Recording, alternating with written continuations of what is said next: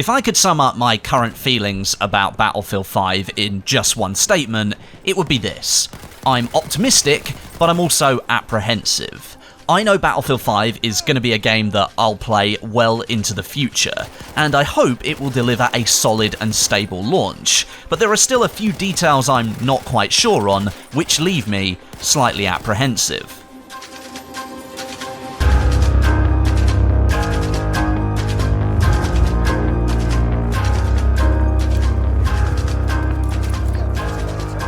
Now, before we get into the main topic of this video, you might have noticed the footage in the background is not of Battlefield 5. There's two reasons for that.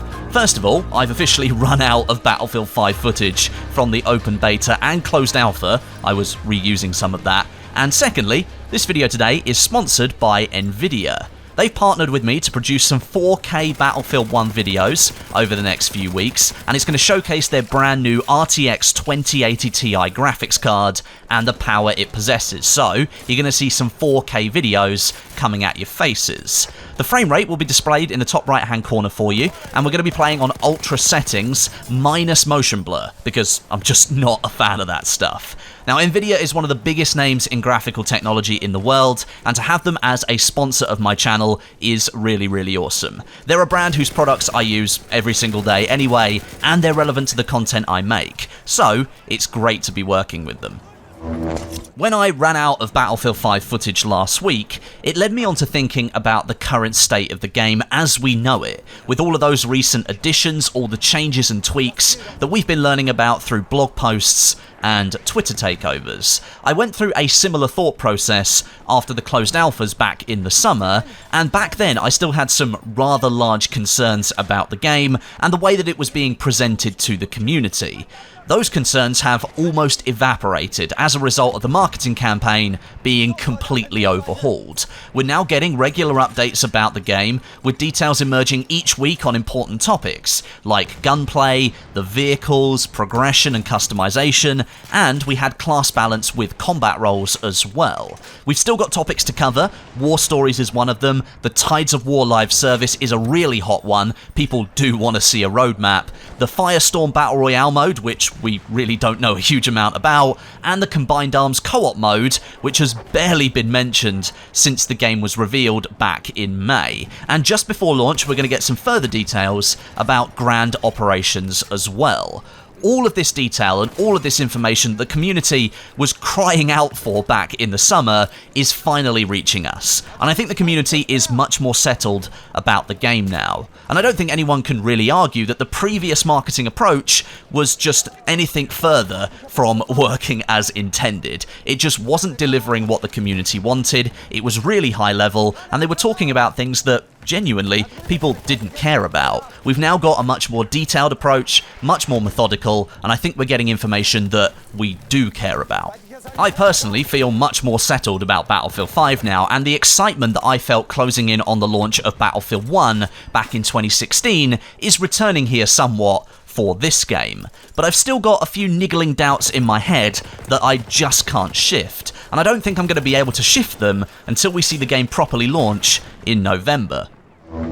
When you look at Battlefield 5 as a whole, from the moment it was revealed in May until now, which is roughly a month from the launch date, things really have changed massively. There's no way that you can deny that the DICE team has taken what they presented in May and has moulded it into something that the community has fed back to them was perhaps the game they originally wanted, given the parameters that DICE themselves set. You can't please everybody, of course. There's no way Battlefield 5 was going to become the modern-day shooter that a certain section of the community wanted, but in other areas, huge strides have been made.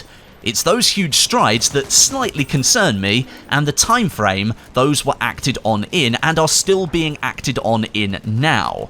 Even going back to the closed alphas in the summer and the recent open beta, those tests really did highlight some clear issues with the game, and the time the team has had to act on those and rectify them for the launch is very, very short. We've even seen the game pushed back a month from an October launch into November to deliver final adjustments to core gameplay. That's a quote from DICE General Manager Oscar Gabrielson.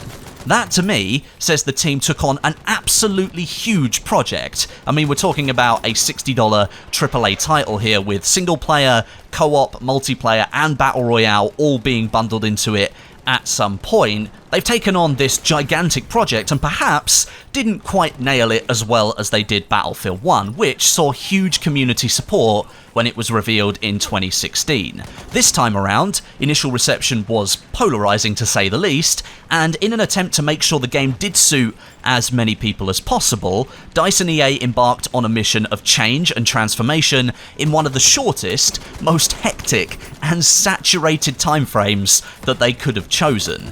This is one of the areas where I'm apprehensive about Battlefield 5. The time the team actually has to implement some extremely important changes to the game is very short, and that might lead to a less than stellar launch in November.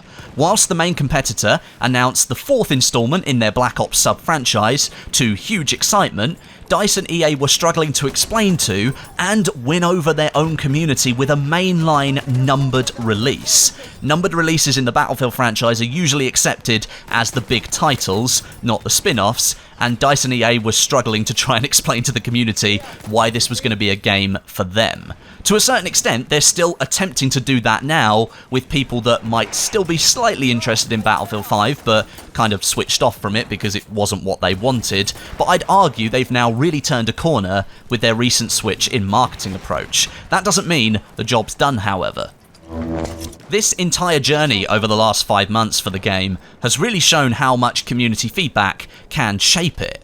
Cosmetic customization has been completely revised, attrition has been rebalanced, gunplay has changed so many times I can't remember all the iterations, but we're landing on what I think is a good point for the launch of the game. Progression has been fully explained and detailed in such a way that you can see just how much progression there really is. Customization has been tweaked as well, and slightly redesigned to be fairer to all players of the game.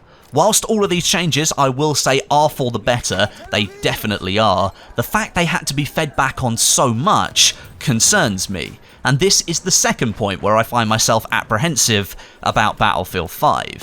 Forget the time the team has left to change things, it's the things they're changing or have had to change. Core parts of the game, like weapon customization, didn't have, until very recently, downsides to the upgrades you picked, essentially creating more and more powerful weapons as you continue to use them and rank them up. Why was there no red flag thrown up at some point before a public test that the system might not have been balanced or fair? Why did it need the community to speak up after the open beta at all in this scenario? To me, that was clearly an obvious issue with the customization system. Previous iterations of progression and customization eliminated this issue before they even began to move forwards. Battlefield 4's attachment system offered both positives and negatives when applied. Why was that same mechanic and mentality not implemented with Battlefield 5 to begin with? This is why I'm apprehensive. Whilst it's brilliant that DICE has taken on feedback and is changing systems like this to be better for the launch of Battlefield 5, the fact they were in the position they were before feedback was taken on is quite concerning. Some of these things, as I mentioned, are core features of the game, and some of them were in pretty weird states, if I'm honest. Viewing Battlefield 5 now, after all of these changes, I think I can look at it as a project that has so much new about it that it's going to offer me plenty to do starting in November. We're all going to have to learn to adapt to new gameplay systems and new mechanics, and we're simply not looking at a rehash of Battlefield 1, and that's quite exciting. The other side to it is that there is so much new about Battlefield 5. How can we be confident of a solid, stable launch when so much has changed, or still is changing, at this very, very late stage? I mean, we can't be far away from the game going gold now, and the launch build of this product being formalised.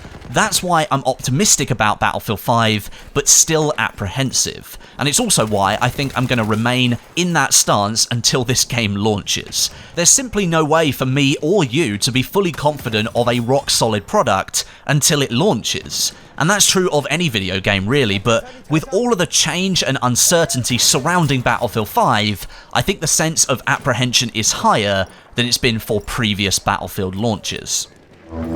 So, that's what I currently think about Battlefield 5. I'm not blindly assuming the game will be amazing when there is so much evidence on display to show me this game is being hastily wrapped up for a very slightly delayed launch. To all of you that say Battlefield 5 should be delayed further, perhaps into 2019, that would be ideal from a gamer's point of view. But this is a business, and I hardly think EA is going to afford missing out on the Christmas rush of sales and revenue. That's just how businesses work at the end of the day, and they need to make a profit. It is worth remembering that. I'd love to get your thoughts on this down below in the comments section. Let me know how you're feeling about Battlefield 5 at the moment, and perhaps whether you're planning to buy the game at launch, or will be waiting a little bit longer afterwards to see how things pan out. Let me know down below. Make sure you subscribe to the channel with notifications switched on so you don't miss any of my future videos on Battlefield 5, and a big thanks for watching today.